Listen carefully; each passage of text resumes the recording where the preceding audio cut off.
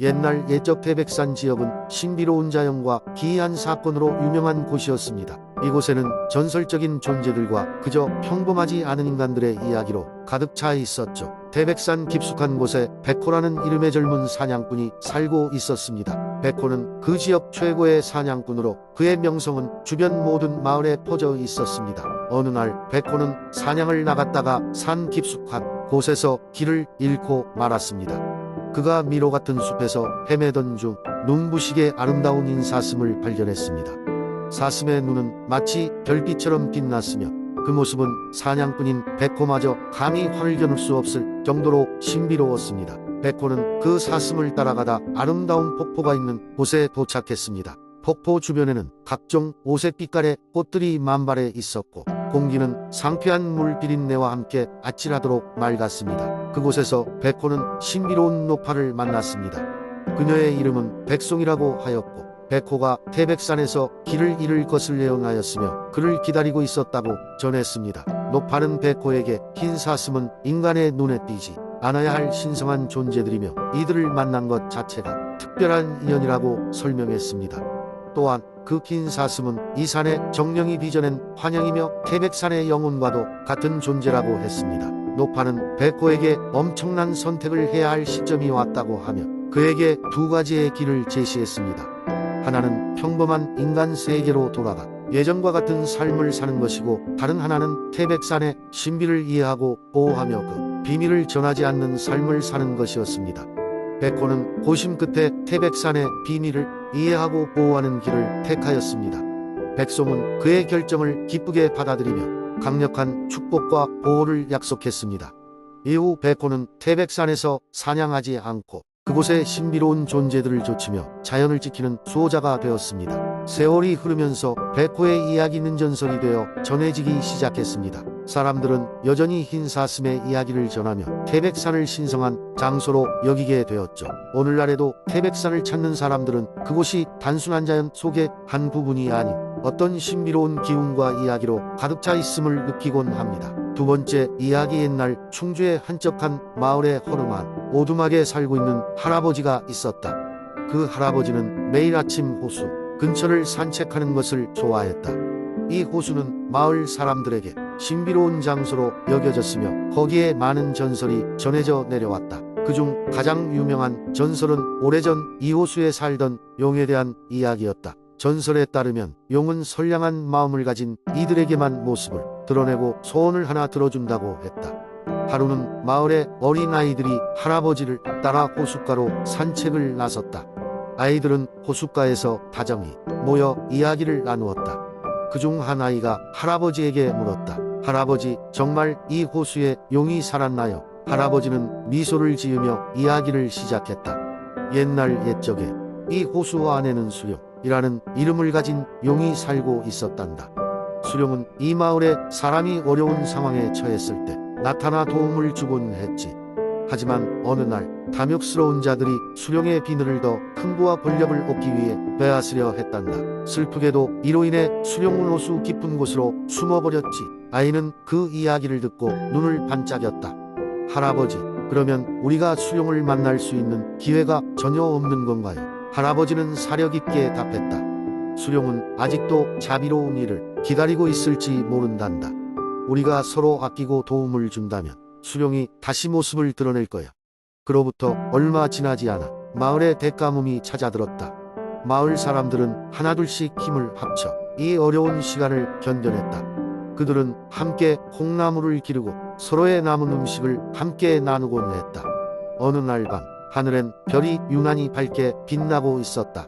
그러자 갑자기 호수에서 은은한 빛이 피어오르더니 수룡의 모습이 천천히 수면 위로 드러났다. 마을 사람들은 깜짝 놀라 두려워했지만 곧 수룡이 그들을 도우러 왔다는 것을 깨달았다. 수룡은 차가운 비늘로 이루어진 몸을 한번 흔들자 천둥 소리와 함께 호수에 물이 풍성하게 차오르기 시작했다. 그리고 하늘에서 부드러운 비가 내리기 시작하며 마을의 가뭄은 씻은 듯이 사라졌다. 수룡의 기적 같은 도움에 감격한 마을 사람들은 앞으로도 서로 돕고 살아가는 것을 다짐했다. 그날 이후 충주의 호수는 새로운 전설을 품게 되었다. 선량한 마음을 가진 이들에게는 언제든 다시 내려와 도움을 준다는 수령의 이야기 말이다. 마을 사람들은 이 이야기를 대대로 전해주며 서로 돕는 성실함과 친절함을 잊지 않으려 했다. 시간이 흘러 호수는 평화롭고 아름다운 모습으로 자리 잡았다. 많은 사람들이 호수를 찾아와 수령의 이야기를 들으며 마음의 평화와 안식을 찾고 갔다. 사람들은 이제 알게 되었다. 그들의 선량함과 타인에 대한 사랑이 바로 수령을 만나게 할 가장 중요한 열쇠라는 것을 말이다. 세 번째 이야기. 옛날 옛적 군산이라는 아름다운 작은 항구 도시가 한반도의 서부 해안에 자리 잡고 있었습니다. 이곳은 비단 고기잡이와 목재 운송으로 유명했을 뿐만 아니라 작은 골목마다 숨겨진 전설과 이야기가 넘치는 곳이었습니다. 그 중에서도 가장 유명한 이야기는 바로 군산의 바다를 품은 고래 이야기였습니다.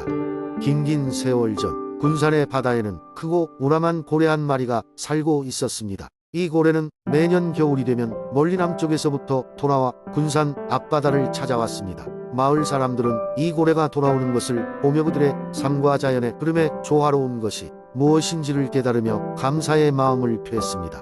그 고래는 마을 사람들에게 신비로운 존재였습니다. 고래가 바다 위로 웅장하게 뛰어오를 때마다 아이들은 해변으로 달려나와 환호성을 질렀고 어부들은 고래가 물살을 헤치며 지나가는 것을 보면 풍어제의 시기가 다가오고 있음을 느꼈습니다. 고래는 마치 군산의 수호신처럼 여겨졌습니다. 시간이 흐르면서 한 어부가 있었습니다. 그의 이름은 종수였고 그는 고래와 특별한 인연을 가진 사람으로 알려져 있었습니다. 종수는 어린 시절에 바다에 빠져 큰 위험에 빠졌으나 그때 마침 지나가던 고래 덕분에 목숨을 구했습니다. 고래 등에 실려 무사히 해변까지 돌아온 그는 그날 이후 고래를 자신의 구세주요 친구로 여기며 지냈습니다. 종수는 매일 새벽이면 바다에 나가 고래를 기다렸습니다. 고래가 모습을 드러내면 그는 마음 속으로 감사의 기도를 올렸고 고래에게 인사를 건넸습니다. 고래도 마치 그의 마음을 아는 듯 종수가 있는 방향으로 몇 번이고 물을 뿜어 올리며 그에게 응답했습니다. 어느 해에는 특히나 거친 폭풍이 불어온 겨울이 있었습니다. 강한 바람과 높은 파도로 인해 많은 배가 난파되었고 마을은 큰 피해를 입게 되었습니다. 하지만 종수의 마음은 늘 고래에 대한 걱정으로 가득했습니다. 그는 하루도 빠짐없이 해안가를 지키며 고래를 기다렸습니다. 그러던 어느 날 이른 아침 무거운 안개 속에서 고래의 울음소리가 들려왔습니다. 종수는 안개를 뚫고 고래가 있는 해변가로 뛰어갔습니다. 그곳에는 대남파선에 잔해들이 쌓여 있었고 그 잔해들 사이에서 고래가 길을 잃고 좌초되어 있었습니다. 종수는 급히 마을 사람들에게 소식을 전했고 온 마을 사람들이 고래를 도와주기 위해 힘을 합치게 되었습니다. 마을 사람들은 밧줄과 목재를 사용해 고래를 구하려고 했습니다. 모두의 노력으로 고래는 천천히 힘을 되찾기 시작했고 마침내 안전하게 바다로 돌아갈 수 있었습니다. 고래가 수면 밑으로 사라지기 전 종수에게 물을 뿜어 인사를 남기며 다시 깊은 바다로 헤엄쳐 갔습니다. 그날 이후로 군산 앞바다에서는 더 이상 그 고래의 모습을 볼 수 없었지만 마을 사람들은 그것이 고래가 그들의 사랑과 도움에 보답하기 위해 다른 세상으로 떠난 것이라고 믿었습니다.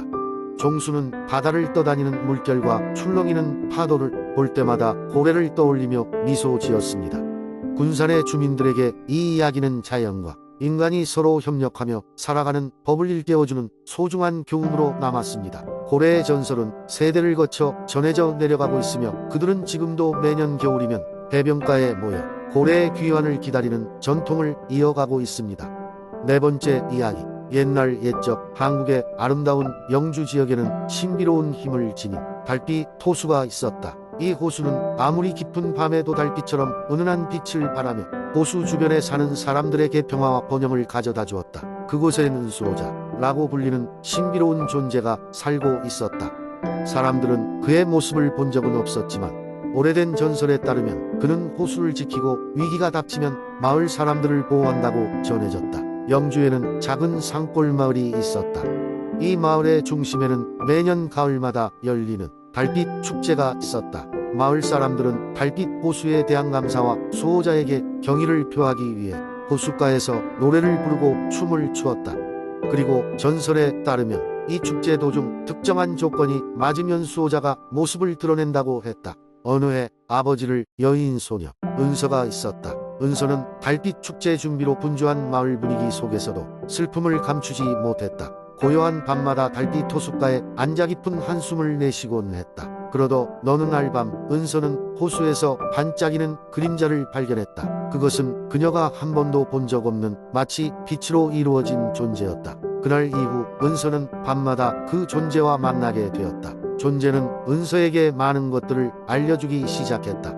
그는 호수가 가진 비밀과 마을이 수년간 겪어온 위기들에서 어떻게 수호되었는지를 이야기해 주었다. 은서는 그의 이야기를 경청하며 그에게 강한 끌림을 느꼈다. 달빛의 수호자는 은서를 통해 인간 세계에 대해 배워나갔고 은서 역시 수호자와의 시간을 통해 점차 자신의 슬픔을 이겨내기 시작했다. 그러도 어느 날 영주에 큰 재앙이 닥쳤다. 비가 며칠째 내리쳐 마을을 덮칠 홍수의 위협이 다가온 것이다. 사람들은 공포에 질려 어찌할 방법을 몰랐고 은서는 수호자의 이야기를 떠올렸다. 은서는 용기를 내어 마을 사람들에게 수호자의 존재와 그의 이야기를 전수했다. 처음에는 믿지 않았던 사람들도 그녀의 절박함에 설득되었고 모두가 합심하여 호숫가에 모였다. 은서는 수호자가 가르쳐준 방법으로 모든 마을 사람들이 손을 모아 달빛을 부르기 시작했다. 그 순간 달빛 호수는 전례 없는 빛으로 마을을 비췄고 수호자는 자신의 모습을 드러내었다. 그는 마을에 희망을 가져왔고 놀랍게도 홍수의 위험을 막아냈다. 이 사건 이후로 마을 사람들은 더욱 수호자와 수호해주는 자연을 존중하고 감사를 드리게 되었다. 은서는 수호자와의 특별한 우정과 마을 사람들이 보여준 결속을 통해 자신의 슬픔을 극복할 수 있었다. 다시 찾아온 다음 해의 달빛 축제에서 은서는 수호자에게 혼자가 아니라고 말하며 진정한 웃음을 되찾았다. 영주의 사람들은 전설과 현실이 만나는 특별한 밤을 다시 한번 경험했고 그 누구도 달빛 호수의 신비를 잊지 않았다.